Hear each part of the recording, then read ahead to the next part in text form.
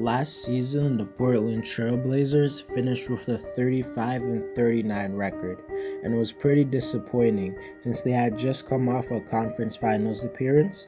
But the reason they disappointed was because many of their key players like Rodney Hood, Zach Collins, and Jusuf Nurkic missed most of the season.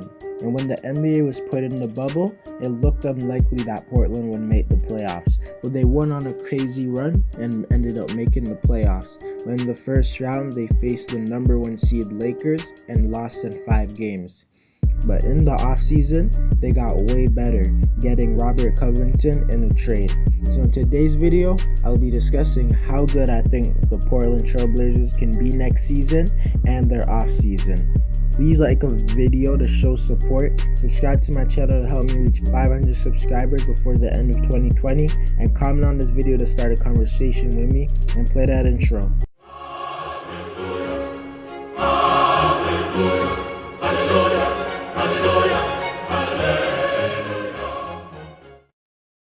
The biggest move the Blazers made this year was trading Trevor Ariza and a first-round pick to Houston, and in return they got Robert Covington. And this was a huge move due to the Blazers being one of the worst defenses in the NBA. You could argue that they didn't have one elite perimeter defender on their team, arguably not even a good one in general, and that is exactly what Robert brings. He can realistically guard all 5 positions, and he can be used to guard the best perimeter player on the opposing team, and he could do it as good as anyone. Covington is also great off-ball defender and help-side defender, with him averaging nearly a block and a half as a small forward or power forward. On offense, he's an inconsistent shooter, but he's still a solid one who can space the floor. And although his percentages are lower than you would have thought, it's mainly due to the fact that he takes ill-advised and difficult shots. Teams respect his shot just off of reputation. Portland also signed Enes Kanter to a 2-year, $9 million contract, and I think this is a solid move.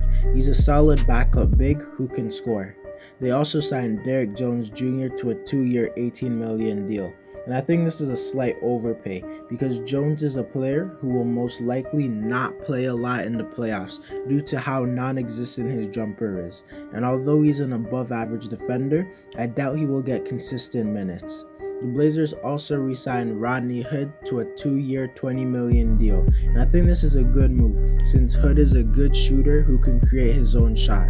He's very talented, and his team needs as much shooting as they can have. He can be a really good 6-man, and I think he could be a good 4th option for Portland. Portland also re-signed Carmelo Anthony to a 1-year, $2 million deal.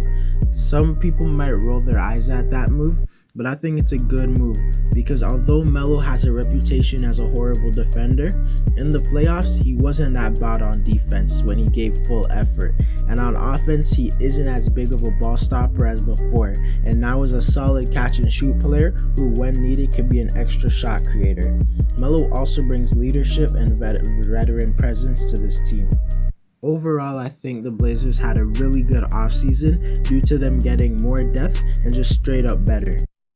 Damian Lillard could potentially be in the MVP conversation because just last season he had his best statistical season, averaging 30 points on crazy efficiency. And then on top of that, he went crazy in the bubble, scoring 40-point games and 50-point games multiple times. I think Dame has shown he's a top 10 player, and if a team has a player in the top 10, they are always scary.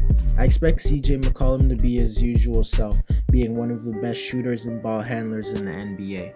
But I don't think he'll be an all-star this season and will continue to just be a fringe star.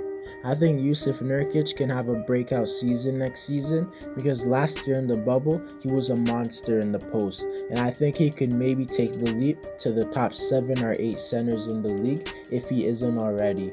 In the bubble, he averaged 17 points and 10 rebounds on 50% from the field. And in the bubble, he showed some potential of an improved 3-point shot, which can be huge for the Blazers, because if they can play a 5-out offense while still having Nurkic on the floor, they can bring out another level to their offense. Off their bench, they have Zach Collins, who could potentially take the next step. Zach can also space the floor and rebound well. Off the bench, the Blazers also have Anthony Simons, who is a solid backup point guard. He is also very young and can return even better next season. Gary Trent Jr. was one of the best shooters in the bubble, and I expect him to shoot in the low 40s from 3.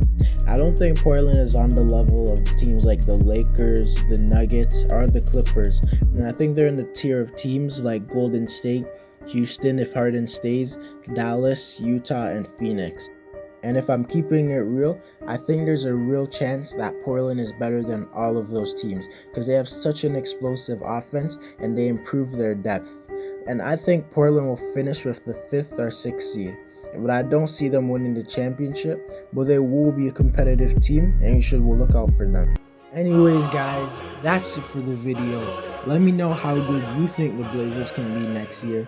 Please like the video because if you stayed till the end, you obviously like something. Subscribe to this channel to help me reach 500 subscribers before the end of 2020 and comment on this video to start a conversation with me.